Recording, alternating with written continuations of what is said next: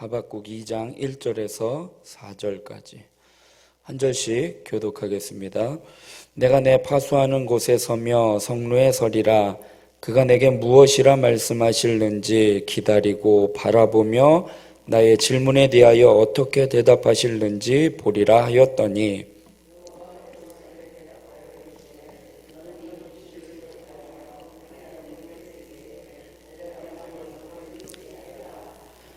이 묵시는 정한 때가 있나니 그 종말이 속히 이르겠고 결코 거짓되지 아니하리라. 비록 더딜지라도 기다리라. 지체되지 않고 반드시 응하리라.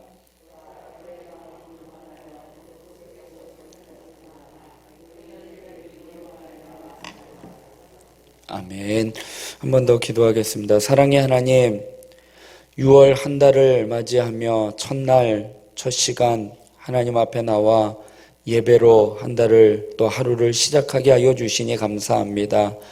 하나님, 오늘도 올 한 해, 이번 한 달도 하나님의 은혜 가운데 하나님과 동행하며 살아가는 귀한 한 달 하루가 되게 하여 주시옵소서. 이 시간 말씀 가운데 성령님 함께 하여 주시고 또 저희들의 간구하는 기도의 제목 갖고 기도할 때 하나님 응답하여 주시옵소서. 감사하며 예수님의 이름으로 기도드리옵나이다. 아멘. 할렐루야. 6월 초하루 또 이렇게 첫 시간 하나님 앞에 나와 예배드리는 우리 모든 성도님들의 가정 가운데 또 이번 한 달 삶 가운데 하나님의 은혜와 축복이 있기를 주의 이름으로 축원드립니다. 오늘 본문의 말씀은요, 자신의 민족 이스라엘 민족이요 갈대아 즉 바벨론 이방 민족에게 짓밟히기 시작하면서요 꿈을 잃어버리고 이스라엘 민족이 아픔을 지켜보던 한 선지자 하박국 선지자가 자기의 도시의 가장 높은 곳인 망루에 올라가 하나님 앞에 기도하는 내용입니다. 오늘 본문 1절의 말씀을 보면 내가 내 파수하는 곳에 서며 성루에 서리라. 그가 내게 무엇이라 말씀하실는지 기다리고 바라보며 나의 질문에 대하여 어떻게 대답하실는지 보리라 하였더니 라고 말씀을 하고 있습니다. 6월 한 달도요 하나님께서 우리에게 무엇이라 말씀하실지 오늘 이 시간 하나님 앞에 기도하면서 기다리고 바라보며 한 달을 기도하며 살아가는 저와 여러분이 되길 주님의 이름으로 부탁드리겠습니다. 하박국이 하나님 앞에 질문을 합니다. 하나님, 우리 민족을 하나님이 심판을 하시는 거는 이해가 되겠는데 우리보다 더 악한 저 바벨론 민족을 통해서 우리를 심판하시는 것은 어찌 이게 합당한 일입니까? 라고 하나님 앞에 질문하는 것입니다. 그리고 그들의 무자비한 포악을 우리가 지금 당하고 있는데 이 고난이 언제까지 우리가 참아야 합니까? 라고 하나님 앞에 어떻게 보면 탄식하고 하나님 앞에 호소하면서 내가 성루에 올라가서 하나님의 응답을 기다리겠다라고 말씀을 하고 있습니다. 믿음은요 하나님 앞에 서는 것으로부터 시작이 됩니다. 그래서 하박국은요 처음에는 탄식했지만 결국 하나님 앞에 서게 되었습니다. 그리고 믿음의 대상인 하나님을 바라보기 시작한 것입니다. 그래서 믿음은요 우리의 신념이 아니에요. 우리 믿음은요 우리의 믿음의 대상이신 하나님을 바라보아야 하는 것입니다. 그러면 그때 하나님이 우리에게 말씀하시기 시작합니다. 그러니까 다시 말씀드린다면 하나님의 주권을 인정해야 한다라는 것입니다. 세상의 모든 일을 다스리시고 통치하시는 분이 하나님이신데 이 땅에 그 하나님의 주권을 벗어나서 존재하는 것은 하나도 없다라는 것입니다. 모든 것이 다 하나님의 뜻에 하나님의 손에 달려있기에 하나님은 그것들을 온전히 하나님의 방식대로 하나님의 뜻대로 이루어 가신다라는 것입니다. 그래서 우리가 이해할 수 없는 일이라도요 하나님의 절대 주권을 인정해야 하는 것입니다. 하나님은 분명한 목적을 가지고 그분의 뜻을 이루어 가시기 때문에 어떠한 상황에서도 하나님의 주권을 인정해야 우리가 그 하나님의 주권 아래 순조롭게 살아갈 수 있음을 깨달으시기를 바랍니다. 그래서 이번 한 달도요 하나님의 주권 아래 모든 것을 주님께 맡기고 그분의 뜻대로 살아가는 한 달이 되길 주님의 이름으로 부탁드리겠습니다. 그러면 하나님의 주권을 인정하며 우리는 어떻게 살아가야 하는지, 이번 한 달을 어떻게 살아가야 하는지 몇 가지 말씀을 나누고자 합니다. 첫 번째로는요, 묵시의 말씀을 읽어야 합니다. 오늘 본문 2절의 말씀을 보면요, 여호와께서 내게 대답하여 이르시되 너는 이 묵시를 기록하여 판에 명백히 새기되 달려가면서도 읽을 수 있게 하라라고 말씀을 하고 있습니다. 하나님은요, 하나님의 모든 사람들이요, 하나님의 백성들이요, 하나님의 말씀을 읽기를 원하고 계십니다. 사람들로 하여금 이 묵시의 말씀을 알게 하기 위해서 판에 기록하고 또 달려가면서도 읽을 수 있게 판에 기록하게, 명백하게 기록하라라고 하신 말씀은요, 사람들로 하여금 그 말씀을 어떻게 해요? 읽을 수 있게 하기 위함이라는 것입니다. 하나님은요, 우리가 하나님의 말씀을 읽기를 원하십니다. 왜 하나님의 말씀을 읽기를 원하실까? 오늘 본문에는요, 그 내용이 자세하게 나와 있지는 않지만 그 뒤에 5절 이후에 보면은요, 하나님께서요, 이스라엘 백성들을 징계하기 위해서 바벨론을 어떻게 보면 이방 민족, 더 포악한 바벨론 민족을 도구로 사용을 하십니다. 그런데 이 바벨론 민족이요, 더 교만해져요. 하나님의 도구로 쓰임받는 것에 대해서 교만해지니까 결국 그 바벨론도 하나님의 심판을 받아 멸망하게 될 것이라는 것이에요. 근데 그 말씀, 그게 묵시의 말씀이잖아요. 예언의 말씀. 그 말씀을 기록해서 읽게 하라라는 거예요. 그러니까 이스라엘 백성들에게 있어서는 지금 바벨론의 고난을 받고 있는데 이제 하나님께서 그 바벨론도 멸망시키시라라는 그 말씀을 그들에게 있어서는 그게 얼마나 기쁜 말씀이에요. 이제 해방되는구나, 이제 벗어나는구나 라는 그 말씀이 얼마나 기쁜 말씀이겠습니까? 소망의 말씀이고 구원의 말씀이라는 것입니다. 그 말씀을 그들이 읽고 깨닫고 기쁨 가운데, 소망 가운데 살아가기를 하나님은 원하고 계시는 거예요. 그래서 그 말씀을 어떻게 해요? 판에 새겨라. 그리고 달려가면서도 읽을 수 있게 명백하게 기록해서 사람들이 그 말씀을 보고 소망 가운데 살아갈 수 있도록 읽으라라고 말씀을 하고 있는 것입니다. 말씀을 읽는 것은요, 하나님의 백성인 우리로서는 마땅한 도리입니다.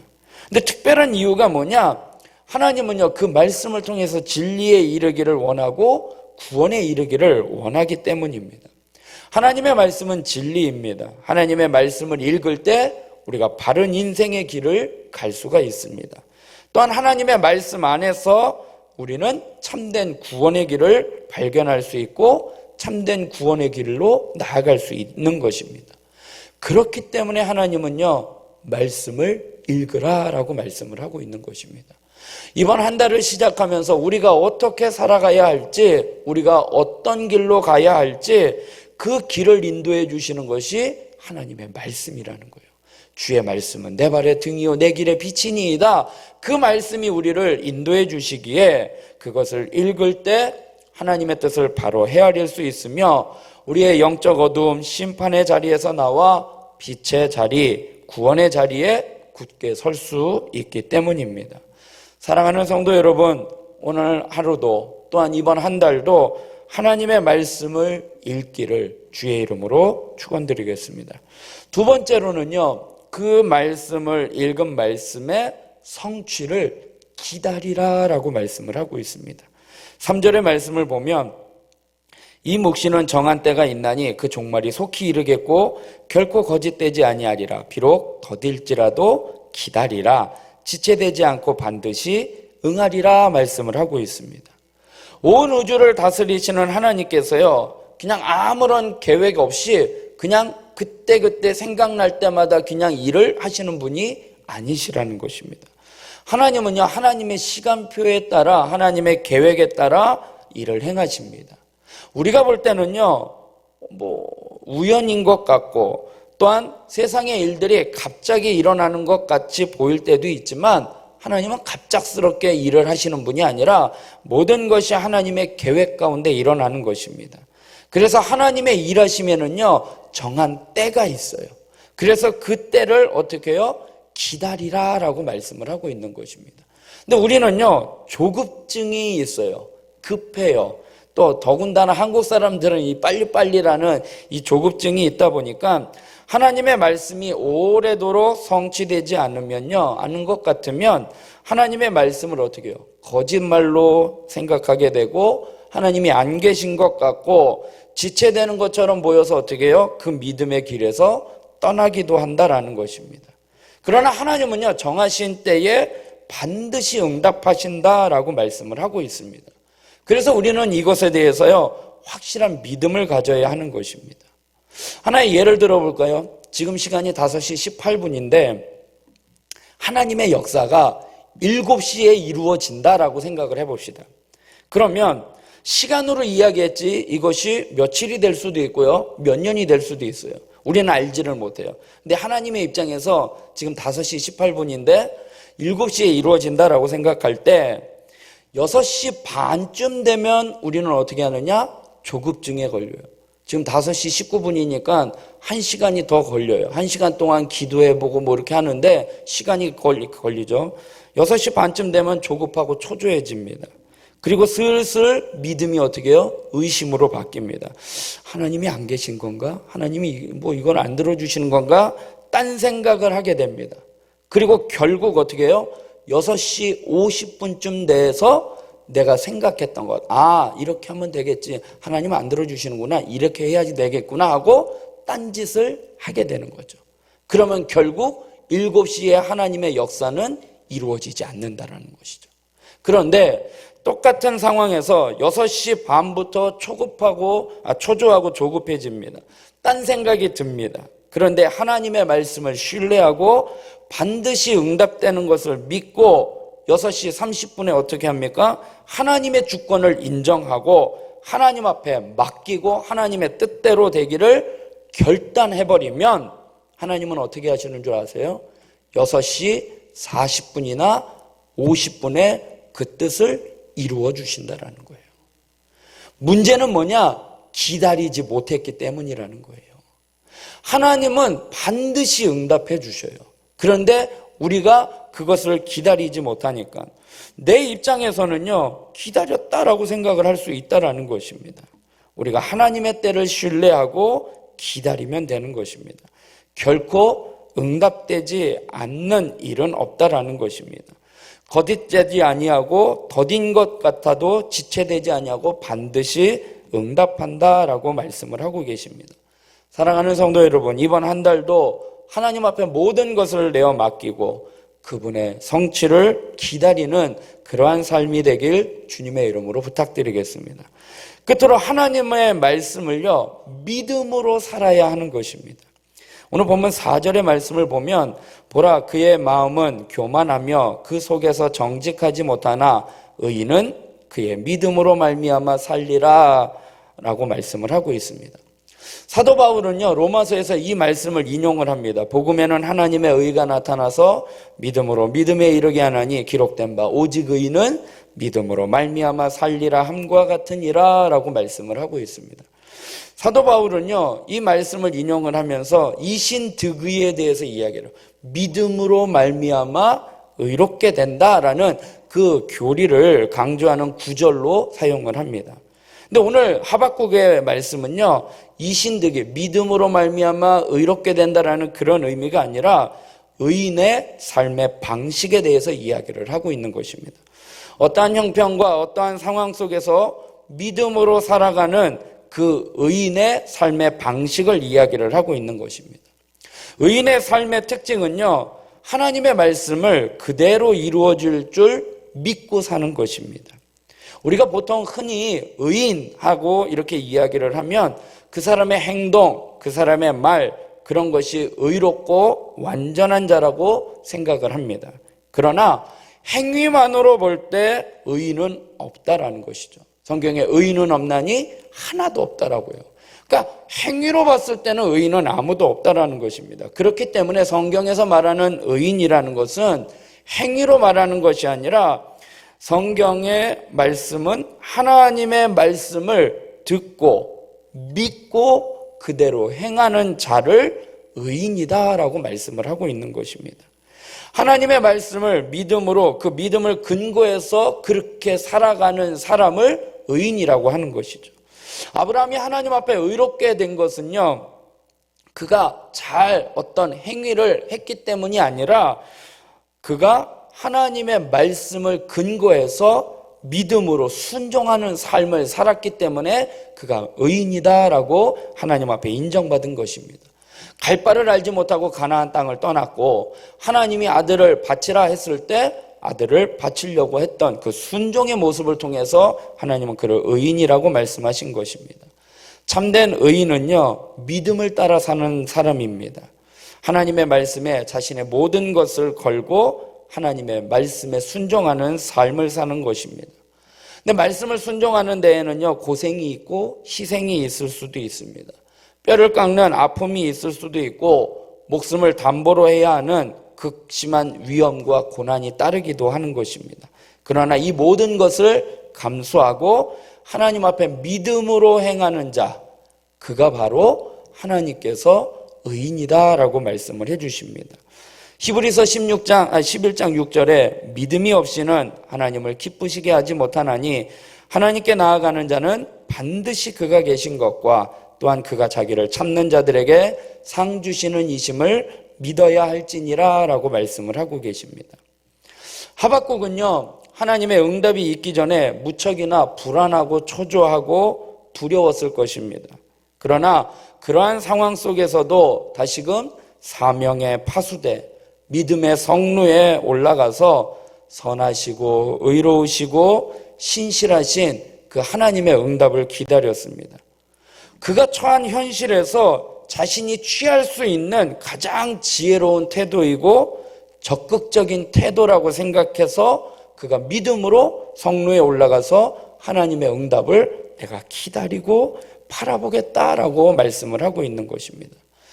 사랑하는 성도 여러분, 기도해도요, 또 그 원하는 대로, 의도하는 대로 일이 되지 않을 때, 더 나아가 상황이 오히려 악화되는 것처럼 보일 때 사람들은 절망하고 낙담하고 믿음이 흔들리기 마련입니다. 그래서 내가 본래 서 있어야 할 자리조차도 지키지 못할 때가 있습니다. 하지만 그러한 상황에서도요, 하나님을 신뢰하고 하나님이 주시는 응답, 그것이 내게 또 당혹스럽고 받아들이기 힘든 것 같을지라도 그것이 최선의 것, 최상의 것임을 인정하고 그것이 무엇이든 오직 순종하는 마음으로 받을 준비하는 그러한 자가 되길 주님의 이름으로 부탁드리겠습니다. 그러할 때 하나님은요, 분명한 말씀과 뜻을 우리에게 보여주셔요. 그래서 어디로 가야 할지, 무엇을 해야 할지, 또 그렇게 해야 할 때 어떤 일이 있을 것인지 궁극적인 방향과 결과까지도 분명하게 우리에게 알려주십니다. 끝까지 하나님을 부르짖으며 믿음으로 하나님의 응답을 소망하며 살아가는 저와 여러분 또한 오늘 하루, 이번 한 달이 되길 주님의 이름으로 부탁드리겠습니다.